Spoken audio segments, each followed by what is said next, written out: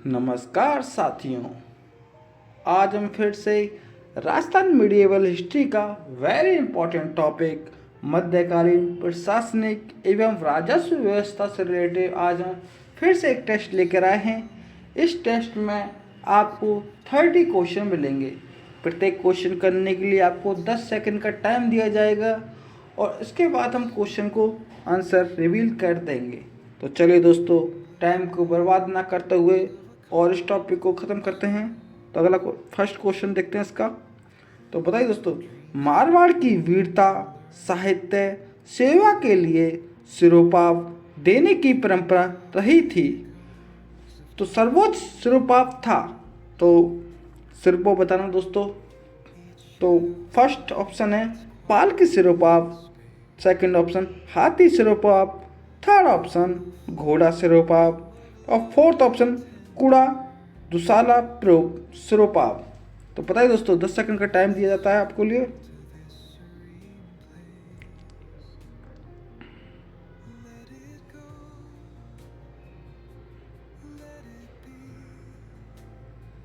दोस्तों इसका right option second option हाथी सिरोपाव है।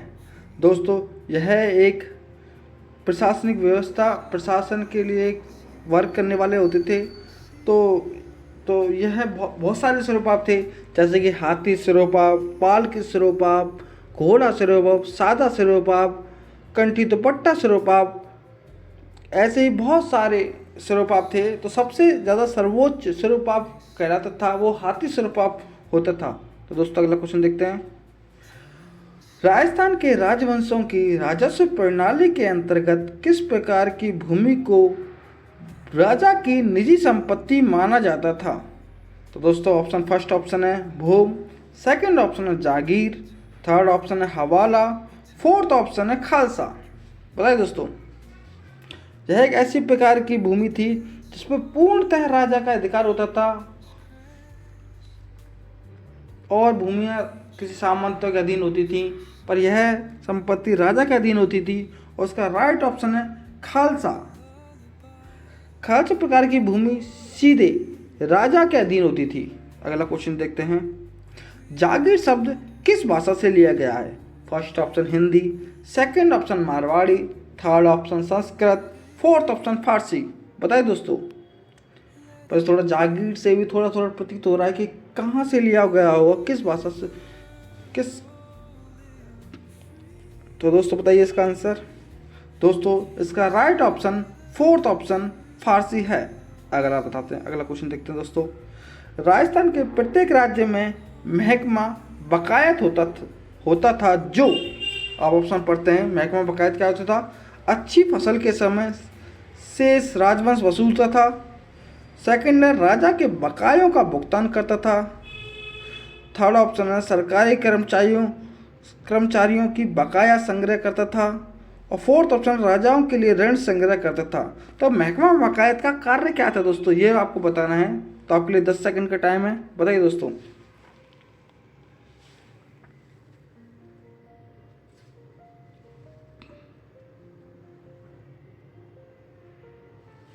दोस्तों इसका राइट ऑप्शन फर्स्ट ऑप्शन है, अच्छी फसल के समय शेष राजस्व वसूलता था महकमा बकायत।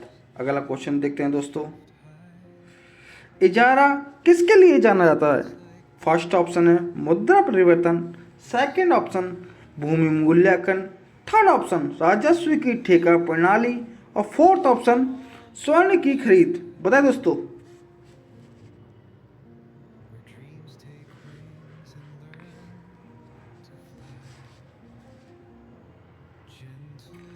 दोस्तों इजारा राजस्व की ठेका प्रणाली को कहा जाता था। अगला क्वेश्चन देखते हैं।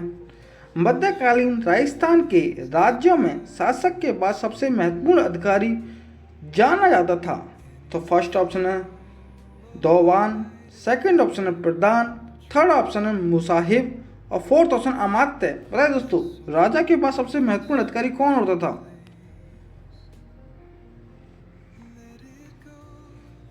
अच्छा क्वेश्चन है दोस्तों, और ये बहुत क्वेश्चन 3-4 बार आ चुका है अब तक।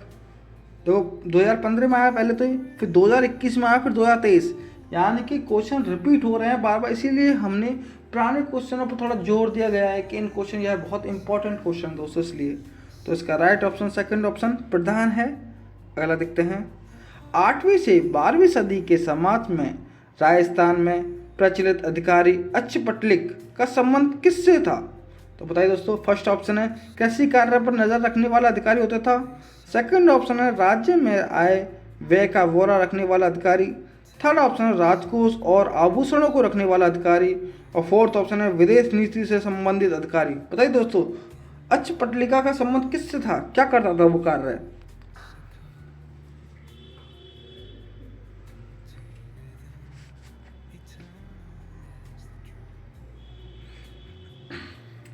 दोस्तों, अक्षपटलिक का कार्य होता था राज्य में आय व्यय का ब्यौरा रखने वाला अधिकारी अक्षपटलिक कहलाता था। अगला क्वेश्चन देखते हैं, राजस्थान के पूर्व मध्यकालीन राज्यों में नैमित्तिक पदनाम को प्रयोग किया जाता था। किसके लिए प्रयोग किया जाता, क्या कार्य करता था जिसको हम नैमित्तिक कहते थे? तो फर्स्ट ऑप्शन है राज के कवि के लिए। सेकंड ऑप्शन है लोक स्वास्थ्य विभाग के प्रमुख के लिए। थर्ड ऑप्शन राजकीय ज्योतिष के लिए। और फोर्थ ऑप्शन मुख्य न्यायिक अधिकारी के लिए। बताइए दोस्तों, इनमें दोस्तों तुक्का भी नहीं लगेगा, तो यह आपको क्वेश्चन आने ही चाहिए, जब भी आप निकाल सकते हो इसको। दोस्तों, इसका राइट ऑप्शन थर्ड ऑप्शन राज के ज्योतिष के लिए नैमित्तिक का कार्य होता था। अगला क्वेश्चन देखते हैं दोस्तों, मदद मास मध्यकालीन राजपूत शासन में दी जाती थी। तो बताइए दोस्तों, फर्स्ट ऑप्शन है राज परिवार के सदस्य को। सेकंड ऑप्शन है कुलीन वर्ग को। थर्ड ऑप्शन है विद्वानों एवं धार्मिक व्यक्तियों को। और फोर्थ ऑप्शन है नौकरी करने वाले वर्ग को। एक उपाधि है दोस्तों मदद मास, तो किस वर्ग के लोगों को दिया जाता था ये? तो बताइए दोस्तों,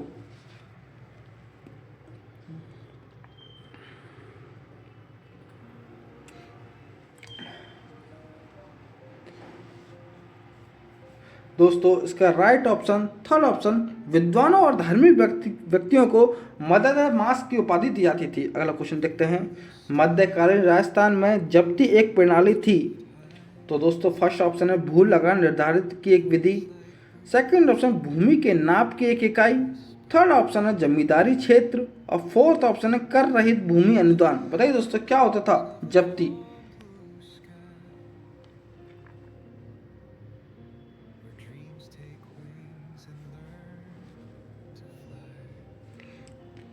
दोस्तों, इसका राइट ऑप्शन है भू लगान की निर्धारित की एक विधि होती थी जब्ती। ठीक है दोस्तों, अगला क्वेश्चन देखते हैं, कौन सी भू राजस्व व्यवस्था राजा टोडरमल से संबंधित है? तो फर्स्ट ऑप्शन है कटाई। सेकंड ऑप्शन है जरीब। थर्ड ऑप्शन है जब्ती। और फोर्थ ऑप्शन है कनकट। बताइए दोस्तों,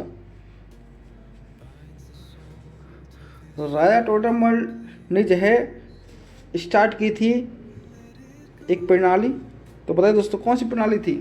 तो दोस्तों, इसका राइट ऑप्शन थर्ड ऑप्शन जब्ती है। अगला को देखते हैं, राजस्थान के इतिहास में पट्टा रेख से क्या अभिप्राय है? पट्टा रेख क्या होता था दोस्तों? वगार था। सेकंड ऑप्शन है आयात निर्यात कर था। थर्ड ऑप्शन है सैन्य कर था। या फोर्थ ऑप्शन पट्टा में लिखा हुआ निर्धारित कर। बताइए दोस्तों, पट्टा रेख क्या होता था?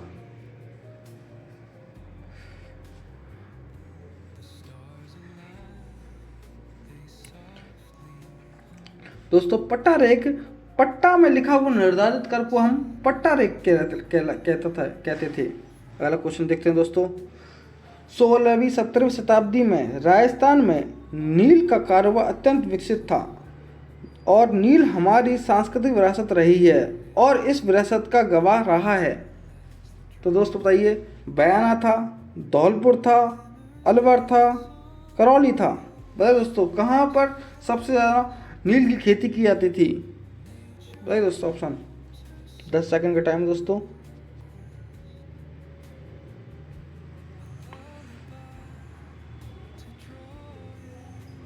इसका राइट ऑप्शन बयाना भरतपुर। अगला देखते हैं क्वेश्चन, कौन सा कथन सही नहीं है? दोस्तों, इसमें कथन देखना है कौन सही है। खालसा भूमि राजा के नियंत्रण में होती थी, बिल्कुल राइट है। हमने पहला क्वेश्चन और सेकंड क्वेश्चन था ये। जागीरी भूमि का जागीरदार एवं ठिकानेदार का पैतृक नियंत्रित होता। जागीर भूमि पर जागीरदार का, ठीक है दोस्तों। थर्ड ऑप्शन है भूमियों को कुछ भूमि उनकी चौकीदारी की सेवाओं एवं मांगों की सुरक्षा के कर्तव्य को पूरा करने के लिए देती थी। यह भी दोस्तों बताना है आपको, फिर बाद में बताता हूँ आंसर। और फोर्थ ऑप्शन है चरणोत भूमि पर राजा का नियंत्रण होता था। तो दोस्तों बताइए इसका आंसर। वैसे आंसर इसका पता लग रहा है दोस्तों क्लियर अगर आपने क्वेश्चनों पर ध्यान दिया हुआ तो।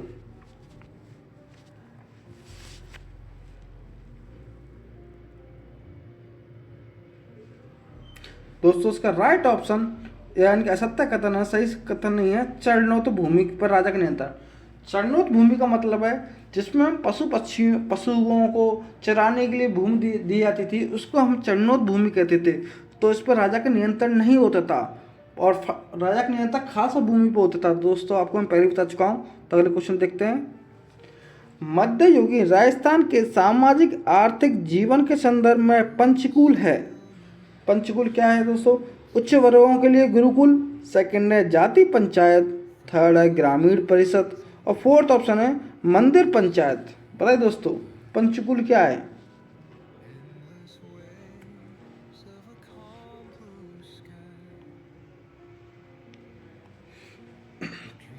दोस्तों इसका राइट ऑप्शन ग्रामीण परिषद को हम पंचकुल कहते थे मध्यकालीन युग में। अगला क्वेश्चन देखते हैं। डाबी और जीमड़ी सामंतों की श्रेणी राजस्थान में कहाँ प्रचलित थी? तो दोस्तों जैसलमेर में थी, सेकंड ऑप्शन उदयपुर में थी, थर्ड ऑप्शन मारवाड़ में थी या फोर्थ ऑप्शन कोटा में थी। तो दोस्तों बताइए डाबी और जीमड़ी सामंतों की श्रेणी, डाबी और जीमड़ी सामंत कहाँ पाए जाते थे? सामंतों को डाबी और जीमड़ी कहते थे इस इलाके में। तो कौन सा इलाका है वो, किस जिले में कहते थे? तो दोस्तों इसका राइट ऑप्शन फर्स्ट ऑप्शन है जैसलमेर में सामंतों को डाबी और जीमड़ी की श्रेणियों में बांटा गया था। अगला क्वेश्चन देखते हैं। अड़सट्टा क्या है? एक ऑप्शन है इसके एक राजा का दूसरे राजा के साथ पत्र व्यवहार, सेकंड ऑप्शन जोधपुर राज्य के अभिलेखों की महत्वपूर्ण श्रृंखला, थर्ड ऑप्शन जयपुर राज्य के भूमि संबंधी रिकॉर्ड और फोर्थ ऑप्शन है राज्य के अधिकारियों के मध्य पत्र व्यवहार। तो बताइए दोस्तों अड़सट्टा क्या होता था, क्या कहलाता था अड़सट्टा? दोस्तों इसका राइट ऑप्शन थर्ड ऑप्शन है जयपुर राज्य की भूमि संबंधी रिकॉर्ड को हम अड़सट्टा कहते थे। यह दोस्तों 24 में और 15 में, यानी कि कितना क्लोज आए हुए हैं। तो दोस्तों ये आपके पेपर में भी आ सकते हैं, इसलिए इन क्वेश्चनों को तो क्वेश्चन तो हमें बहुत सारे पढ़ने पर इन क्वेश्चन को छोड़ नहीं सकते हैं बस हम। यह है दोस्तों। अब अगला क्वेश्चन है इजलास खास की स्थापना की थी, किसने की थी इजलास खास की? तो फर्स्ट ऑप्शन है महाराजा बन्ने सिंह ने, सेकंड ऑप्शन है महाराणा सज्जन सिंह ने, थर्ड ऑप्शन राणा भगवंत सिंह ने और फोर्थ ऑप्शन है महाराजा अजीत सिंह ने। बताइए दोस्तों इजलास खास की स्थापना किसने की थी?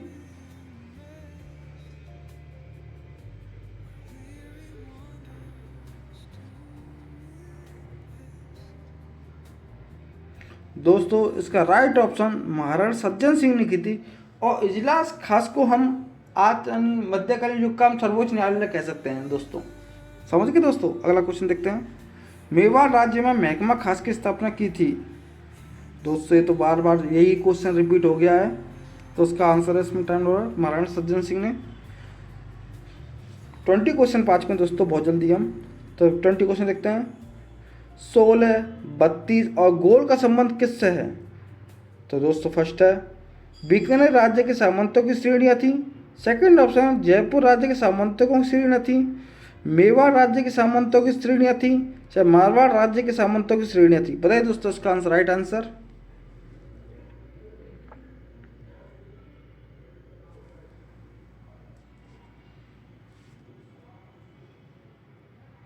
दोस्तों सामंतों की श्रेणियों में मेवाड़ राज्य के सामंतों की श्रेणियों में हम 16, 32 और गोल हुआ करते थे दोस्तों। और हमने जैसलमेर का ये पढ़ रखा है। जैसलमेर में सामंतों की श्रेणी होती है डाबी और जीमड़ी। तो इन दोनों क्वेश्चनों को जरूर याद रखना दोस्तों। अगला क्वेश्चन देखते हैं। मारवाड़ के वे सामंत जिन्हें राजा के निकट संबंधी होने के कारण 3 पीढ़ियों तक चाकरी और रेख देख से मुक्त रखा जाता था कहलाते थे। तो दोस्तों फर्स्ट ऑप्शन है राणावत, सेकंड ऑप्शन है कुंभावत, थर्ड ऑप्शन राजवो और फोर्थ ऑप्शन है सरदार। तो दोस्तों क्या कहते थे इनको? राजा के निकट संबंधी होने के कारण 3 पीढ़ियों तक चाकरी और रेख देख से मुक्त रखा जाता था दोस्तों। तो वो कौन होते थे दोस्तों? दोस्तों इसका राइट ऑप्शन थर्ड ऑप्शन राजवो, इसका राइट ऑप्शन राजवो है। जिन राजा के निकट संबंधी होकर 3 पीढ़ियों तक ना चाकरी या रेख देख से हम मुक्त रखा था, एक कर थे सब चाकरी और रेख। अगला क्वेश्चन थे राजवी, सरदार, मुत्सदी और गनायत किस राज्य में सामंतों की श्रेणियाँ थीं? अब दोस्तों पहले हमने देखा डाबी और वो सेकंड का हमने देख लिया 16, 32 और गोल संबंध थे। अब इसमें पूछा है राजवी, सरदार और मुत्सदी और गयाना कहाँ के सामंतों की श्रेणियाँ थी? तो फर्स्ट ऑप्शन है मारवाड़, सेकंड ऑप्शन हाड़ौती में थी, थर्ड ऑप्शन जयपुर या फोर्थ ऑप्शन मेवाड़। बताइए दोस्तों। तो सामंतों से रिलेटेड क्वेश्चन बार बार रिपीट हो रहे हैं और देखना हमें कौन से सामंत की श्रेणियाँ कहाँ कहाँ थी दोस्तों। तो दोस्तों मारवाड़ के सामंतों की श्रेणियाँ थी ये राजवी, सरदार, मुत्सदी, गनायत। यह है मारवाड़ की सामंतों की श्रेणी थी मारवाड़ में। पहला क्वेश्चन देखते हैं 12 कोटड़ी नामक सामंती व्यवस्था का संबंध किस राज्य से? 12 कोटड़ी बताइए दोस्तों। First Amer, second option Mewar, third option Marwar और फोर्थ ऑप्शन बीकानेर। दोस्तों बहुत ही इंपॉर्टेंट क्वेश्चन है, बार बार रिपीट हो रहा है क्वेश्चन। 12 कोटड़ी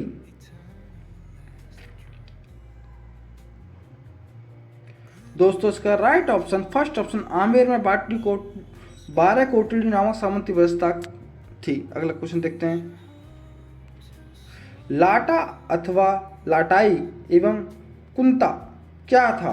तो दोस्तों बताइए। फर्स्ट है भू राजस्व व्यवस्था जिसमें भुगतान नगद होता था। सेकंड ऑप्शन भू राजस्व व्यवस्था जिसमें भुगतान फसल के रूप में होता था।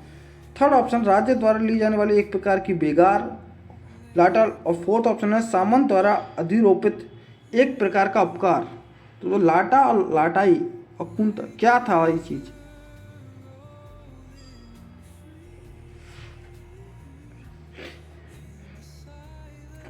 अच्छा क्वेश्चन दोस्तों लाटा लटाई। तो ये याद रखना दोस्तों। सेकंड ऑप्शन भू राजस्व व्यवस्था जिसमें भुगतान यानी कर है दोस्तों, कर का भुगतान फसल के रूप में होता था। अगला क्वेश्चन देखते हैं मुगल सम्राट की आज्ञा अनुसार राजपूताना में शाही पदाधिकारियों द्वारा जारी किए जाने वाले कागजात कहलाते थे।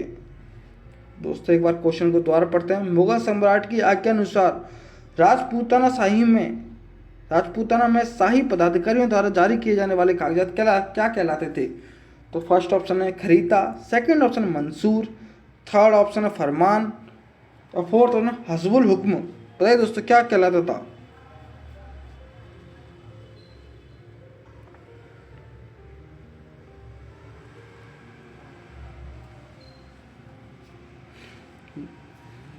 दोस्तों उन कागजों को हम हस्बुल हुक्म कहते थे, हस्बुल हुक्म। अगला क्वेश्चन देखते हैं बालत क्या थे? तो फर्स्ट ऑप्शन है सारतवा थे, सेकंड ऑप्शन बख्शी थे, थर्ड ऑप्शन सैनिक थे और फोर्थ ऑप्शन कृषक। तो बालत कौन होते थे दोस्तों?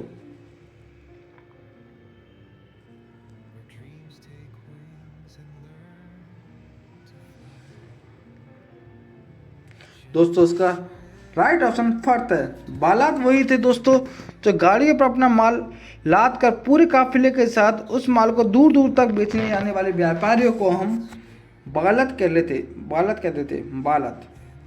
तो थोड़ा दोस्तों क्वेश्चन को याद करने के लिए थोड़ा सा उनको सेंस ऑफ ह्यूमर से याद कीजिए। बालत यानी कि लद आ रहा है, लादना, सामान को लाद कर ले जाने वाले बालत कहलाते थे। ऐसे ही थोड़े क्वेश्चन को गौर से अच्छी तरीके से याद करें तो जिससे आपको हमेशा के लिए क्वेश्चन याद हो जाए। अगला क्वेश्चन देखते हैं भूमि बंदोबस्त की 7 प्रथा का संबंध निम्नलिखित में से किस राज्य से है? 7 प्रथा कहाँ से थी दोस्तों बताइए, बताना है तुम्हें। तो first option Marwar, second option Jaipur, third option Bikaner और फोर्थ ऑप्शन मेवाड़। बताइए दोस्तों 7 प्रथा कहाँ प्रचलित थी?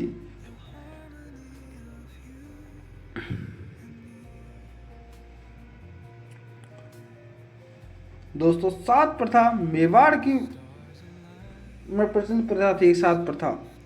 अगला क्वेश्चन देखते हैं दोस्तों मटक, विछायत और चूसराई क्या थे? तो दोस्तों फर्स्ट ऑप्शन है राजस्थान में स्थानीय करों के नाम। सेकंड है राजस्थान में देसी कपड़ों के स्थानीय नाम, कृषि यंत्रों के नाम और सिंचाई के साधनों के स्थानीय नाम। बताइए दोस्तों मटक, विछायत और चूसराई क्या थी?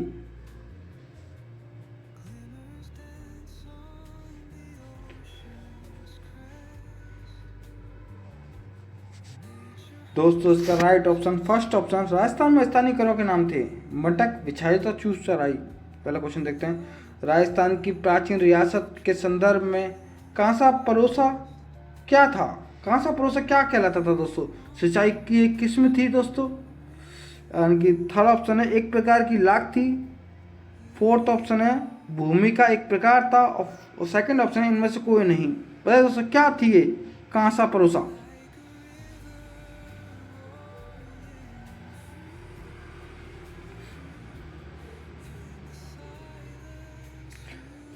दोस्तों कांसा परोसा एक प्रकार की लाग यानी कि कर था एक प्रकार का कांसा परोसा।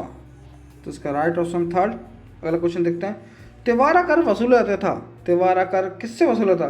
औद्योगिक उत्पादों पर, दूसरे राज्यों से व्यापार पर, दिवाली और होली जैसे पर्वों पर और कृषि उत्पादों पर। बताइए दोस्तों तिवारा कर क्या होता था दोस्तों? किस उपलक्ष्य यानी कब उनको लेते थे दोस्तों? तो दोस्तों इसका राइट ऑप्शन दिवाली और होली जैसे पर्वों पर तिवारा कर वसूला जाता था। तो दोस्तों आज हमने राजस्थान की राजस्व व्यवस्था से रिलेटेड आज हमने प्रशासनिक एवं राजस्व व्यवस्था 30 क्वेश्चन कर लिया। यह वेरी इंपॉर्टेंट क्वेश्चन है और यह टॉपिक बहुत लोग कम पढ़ते हैं और इन्हीं क्वेश्चनों में से आपका यहाँ तक है तो 90% आ जाएगा। 10 क्वेश्चन 10% ऐसा चांस है कि नहीं आए और उनके लिए हम आगे भी और मेहनत करेंगे।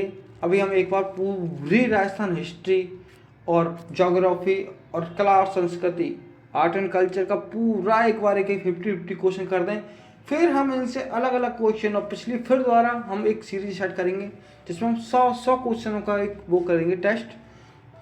तो दोस्तों चलते हैं। सभी दोस्तों को शुक्रिया वीडियो देखने के लिए और दोस्तों अगर आपको हमारी मेहनत पसंद आए तो please like share and subscribe जरूर करके जाएं।